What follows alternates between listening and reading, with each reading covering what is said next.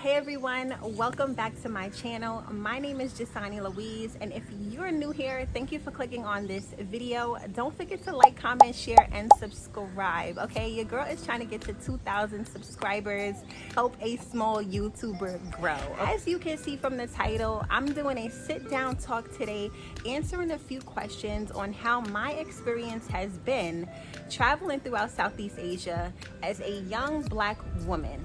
I have been traveling Southeast Asia for an entire year. Well, next month will make 1 year since I left my hometown of New York City to live abroad in Southeast Asia. In this video, we're gonna get into all of that, and hopefully I can give you some insight on your next trip to Southeast Asia. Let's get into it.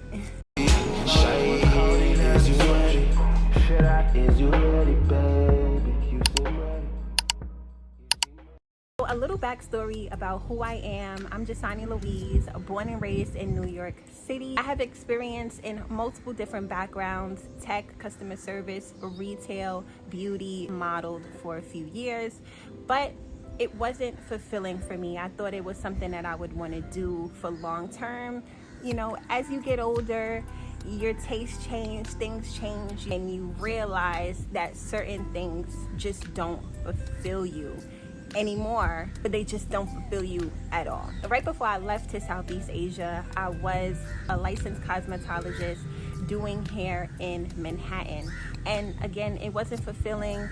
My hands started hurting, my back started hurting. I did enjoy making other women feel beautiful, and I still enjoy doing hair. I will always have a passion for hair. Just making women feel good will always bring me joy, but it's not something that I wanted to do 7 days a week, 9 to 5. Working a job just was no longer fulfilling to me. I picked up content creation, I want to say around 2023, and started taking it really seriously. I've always had a love for art, photography, fashion, you know, things like that. I'm definitely a creative. This wasn't being fulfilled living in New York City. It was really just like that grind mentality, that race mentality and lifestyle of just going to work every day. Maybe on the weekends you go out for a drink. 18 to 25, it was just work, party. Yeah, it got boring. It got boring real fast. Always had a passion and love for travel, but as a kid, we mostly went on cruises.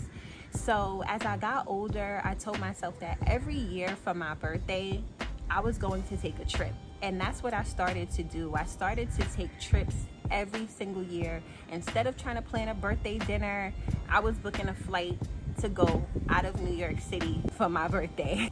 It's really hot here in Malaysia, so if y'all start seeing my hair get crazy and I start sweating and all that, don't mind me, okay? Fast forward to 2023, my partner and I decided that we were burnt out from being employees and we wanted to pursue entrepreneurship. So we started our own company in 2023. It's called Oplexio Inc. and we are a consultant company. Our mission is to provide global solutions, and that's what we decided to do, embarking on this journey to travel to Southeast Asia. It wasn't until 2024 that we actually decided to pack up our bags and leave our situation. Our living situation wasn't the best. We were over it. I was probably over it more than he was, and we just decided to leave. We didn't have a strict plan on what this journey was going to look like, being that it was our first time ever going to this part of the world. The goal for us was to just enjoy the time, meet new people, try to get our business name out there, and just try to learn from other entrepreneurs, connect with other people that can help us as a startup company. Obtaining knowledge from other business owners will always be super important to me, and don't be afraid to network. Don't be afraid to put yourself out there. Go to events that are in your industry. Put yourself around people that are doing things that you want to do or have done the things that you want to do, because that's how you will get further, obtaining that knowledge. Hang around people who are not doing the things that you want to do, or the people that just talk about the things that they want to do but don't actually do it, you're not going to progress. Go to Southeast Asia, just travel, indulge in new cultures, try new foods, network, and see if maybe this is a place where we would want to be long term. A lot of people ask me, why Southeast Asia? So Asia is a growing continent, and it's actually growing quicker than the United States. And also, you can travel throughout Asia for a longer period of time compared to other parts of the world. We wanted to just keep in mind how long we wanted to actually travel for, how many countries we wanted to be able to travel to, and also, you know, will the funds match? So all of the countries that we have traveled to in Southeast Asia have been Hong Kong, the Philippines, Thailand, Vietnam, Malaysia. Well, now I'm in Malaysia, and Indonesia as well. So out of all of the countries that we've traveled to so far, Hong Kong has been the most expensive place. The most affordable place that we have traveled to has been Vietnam. And when it comes to cost, right, it's a tricky topic because it all depends on your lifestyle, and how you budget money is how far you will be able to travel throughout Southeast Asia with the specific amount of money that you might have. Vietnam is one of the cheapest countries to travel to. I absolutely loved Vietnam. I miss Vietnam so much. I was cooking every day in Vietnam because it was so affordable. I'm eating out more here in Malaysia because it's actually cheaper to eat out than to buy groceries. So Vietnam is actually on my top for if you're looking for affordability, comfortability, and just an overall good experience. So I do get asked very often, well, how was your Vietnam experience? Are people in Vietnam rude? How was it being a Black woman? And honestly, I didn't have any issues at all while in Vietnam when it came to being a Black woman. My experience was great. I didn't experience anything out of the norm. People look at me and stare at me all the time, no matter where I am in the world. I'm 6'1", so I'm used to stares. So people are gonna stare at me regardless. So that was not an issue. I've had people come up to me in Vietnam, the Philippines, and in Thailand to take photos. And I think a lot of people experience that when traveling throughout Southeast Asia. People will ask you for photos. It's a normal thing. It's up to you to accept or decline. I have taken photos with some people, and then some people I just flat out say, no thank you, I don't want a photo. Traveling throughout Southeast Asia as a Black woman, honestly, I haven't had any bad experiences when it came to me and other people. It's never been any issues whatsoever, and I'm super grateful that I haven't had any issues, because I see it online so many times that people have bad situations while traveling abroad. But luckily I have had safe travels, and I haven't had any altercations with any other person or any other person making me feel uncomfortable being a Black woman while traveling throughout Southeast Asia. I would consider Southeast Asia to be safe. I know there are unsafe places, and that's anywhere in the world. Asia has been fairly safe in my opinion. I can tell you, when it comes to Vietnam, how people drive, doesn't seem like there's any much traffic control going on. So just keep that in mind if you're thinking about traveling to Vietnam. When it comes to stays while traveling throughout Southeast Asia, I have been booking through Airbnb, and I haven't had any real situations. Sometimes you'll get a bathroom that may have mold in the shower. Always communicate with my host if I'm not comfortable with something, if I see a stain on the bed, or if there's a certain smell in the room, or whatever the case may be, and they're always really nice. I do think that majority of the hosts in Southeast Asia on Airbnb platform are Chinese. I have experienced some women on Airbnb in Bangkok that have a bit of an attitude when you tell them that their bathroom isn't the cleanest. Other than that, hosts have been really nice and responsive. I haven't really been finding much good stays that I like here in Malaysia. I'm currently here at a hostel type of situation. It's for $20 a night. I will be doing another video showing you guys this property. I honestly could say that my favorite apartment was in Vietnam. I was able to get a 2-bedroom, 2-bathroom apartment with a sauna in the master bedroom for 580 USD a month, and that is including utilities. So that was a great deal. Vietnam was so good to me. Honestly, I love Vietnam. I highly recommend you guys travel to Vietnam and experience it. I did prefer the food more in Saigon, or also known as Ho Chi Minh City, compared to Hanoi. So I stayed in Hanoi majority of my trip, but I preferred the food, like the street food, more in Saigon. They say in the south the food is more flavorful, and they did not lie, okay? But when I was in Hanoi, I did more cooking. Home cooked meals will always be number one. So I know this is something that people are going to ask in the comments, so I just want to address it now in the video. How much did you save to travel Asia for a year? Okay, we saved up a little bit over $20,000 in order to travel throughout Southeast Asia. Content creator, I was also getting paid throughout my travels, so digital income is something that you may want to think about, because being able to get paid truly be helpful along the way. One advice that I can give you if you're thinking about traveling Southeast Asia for an extended period of time, and this is your very first time doing so, make sure you save up enough money. Please do not leave your home country with $200 and think that that's gonna do you in Thailand for 6 months or do good for you in Vietnam for a year. It's not going to work. And I do see a lot of creators on TikTok talking about how they left America to go to Thailand with no money or $200 or $300, and they're just going to figure it out. Okay, one thing you don't want to do is just figure it out once you get here, because it's very dangerous. I've seen people end up in detention centers because they didn't have the money to pay for their overstay fee. If you're coming here on a tourist visa just to see the country for your very first time, you don't want to find yourself in a detention center, okay? You only get a specific amount of time for each country. Vietnam was 3 months, Thailand is 2 months.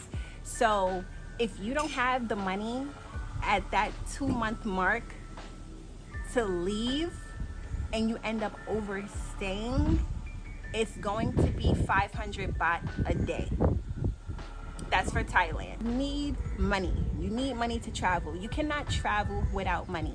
This traveling broke trend that's going on is a very dangerous game. I do not recommend. Pick up some hobbies that can generate you income while you want to travel abroad. Like I said, I started selling digital products. I started going live on TikTok. I got a couple of TikTok shop products with me before I left, so I can promote these products, high ticket items that I can promote while traveling abroad. And it's all worked out for me. Okay, so it will work out differently for others. So don't look at somebody's situation and say, okay, this person did it this way, it's going to work out for me. It may not be that, okay? Everybody's path is different, and sometimes people are not always 100% honest on the internet anyway, okay? So you can't just go based off of what you see this person do on the internet, because we don't know what they're actually going through behind closed doors, okay? So save up enough money. Don't travel broke. I do not recommend, okay? Don't do it. It's hot, y'all.